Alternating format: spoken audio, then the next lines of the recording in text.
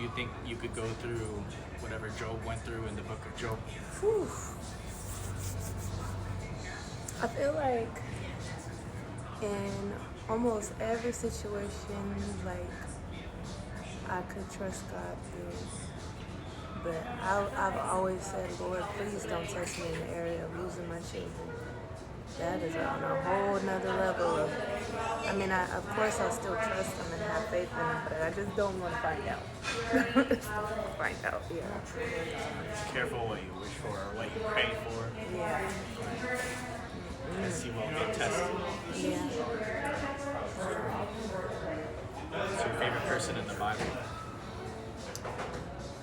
Off top, right now I'm reading the book of Isaiah. With the type of gift or anointing that God has called me to, I feel like Isaiah has really given me a perspective that is that I can relate to. Yeah, but Peter's fire because playing okay. Oh, but yeah, also there's so many. Elijah, freaking and Esther, yeah, there's many. That's what's up. Two favorite Bible verses. Jeremiah 29:11. Before I formed you in your womb, I knew you. Nehemiah 8:10. The joy of the Lord is my strength. Off top. That's off top. There's a bunch of them, but off top. Yeah. What's your favorite part of the book of John? Jonah? John. John. Which John? John the Baptist? Where John 3:16 is from? John 3:16. That John. Okay, John 3:16. John 3:16. Probably John 3:16. If I could pinpoint anything right now, I have to have my Bible in hand a lot. I want to get to the point where I'm just off the top of the dome, just boom, boom. This is where this is at. Like I could say scriptures and then have to look up where it's at. Like just instantly having it. Yeah. I know iron sharpens iron, but I have to go look it up. I know, be anxious for nothing, but in everything by prayer and supplication, making your requests. It's Philippians 4 and something. But yeah, see, I need to work on that. Yeah. What's your favorite worship group? Worship group? The Walls. The Walls group. They're siblings, and I love them. What's your tips on upcoming worship artists, music musicians? Stevie Rizzo.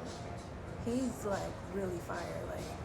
I heard his song in the gym, and I felt like God was talking to me because I was just working out, and it's a song called Ruth and Boaz, and it's talking about how you're more like Ruth than Bonnie, and I'm more like Boaz than Clyde. Yeah. I was like, oh, that's fire, because my name is Bonnie. Yeah, he has a lot. His whole thing is fire. Everything he got going is fire. Yeah. What 3 books in the Bible you recommend? Okay, 3 books in the Bible: Galatians, Ephesians, and the Book of James. I've been reading more of the Book of James lately. What's your thoughts on evangelizing?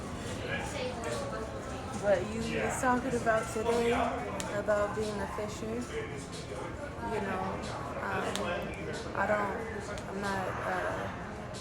I have zeal, but you have to have wisdom that comes along with that zeal. And when God will bring people to you, and He'll open up opportunities for you to minister to people, and and then just living by example. Right. I feel like you're a walking, talking testimony, and people can want to be curious about the God that you love based off of how you live your life. So then it draws people to you. But yeah. And speaking on top of that subject, do you think that some people you're the only Bible that they will read, so you kind of have to present yourself in some way? Yeah, that's the word. That's yeah. We are the light of the world. I was just doing a video about that. Matthew 5:14.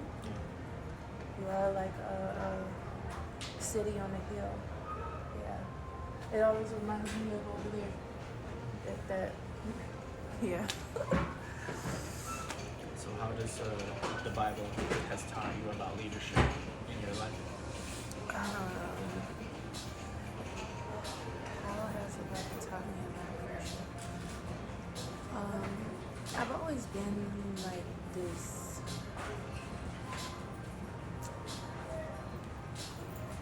David in a sense. When I was young, I couldn't stand bullies. I always wanted to, I was the bully beater up. So, Seeking justice. seeking justice and all that stuff. But I had to, I was a leader in that sense, but then like when it came to other things, I wasn't so much of a leader. I'm just really starting to realize that that's something that God has called me to. But just not shrinking, not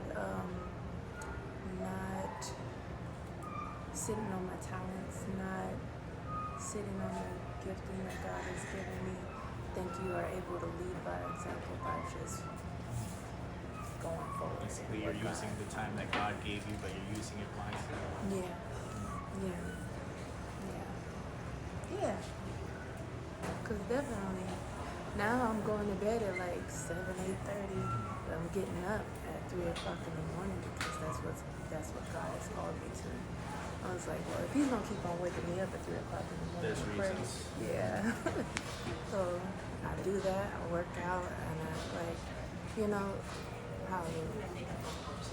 Okay. You know, the Bible talks about the Proverbs 31, rising early, and your children will call you blessed, and all these things. It's like, I think God has done so much pruning that I'm just like, dang, I've always wanted to be a Proverbs 31 woman, Right.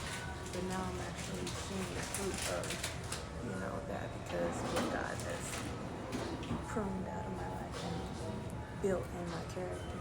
But yeah, I'm grateful. I'm still a work in progress. I ain't perfect, but yeah. Would you think that nowadays you became more of a teacher, but you started off as a student? I think I'm always walking in both. Yeah. Because you can't teach anybody if you're not willing to be a student first. I think that I am a teacher on accident. Right. Like it kind of flows, and like people have to tell me that that's what I'm doing. It's not like I'm standing in front of a classroom or anything, but I'm just sharing the knowledge that I've gained through my testimonies and through my walk and through personal experiences. Your opinion of when do you ever stop learning? In your opinion, Never stop learning.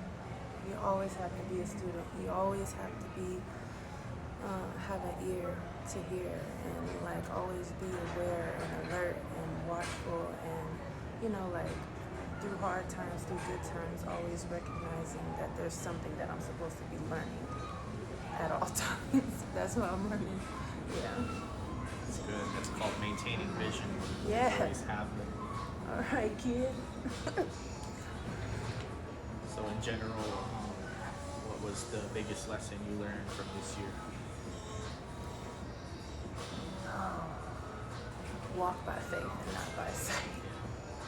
No matter what it looks like, you always have to hold tight to what God, like God always makes Thomas stand out to me, because of course he was one of his disciples. He was a believer. He knew the word, but he still had to see the holes in his hands to believe. But God said, believe. Those who believe without seeing, will be blessed. And hey, shout out to Ken, my interviewer. That's my bro. This was fun.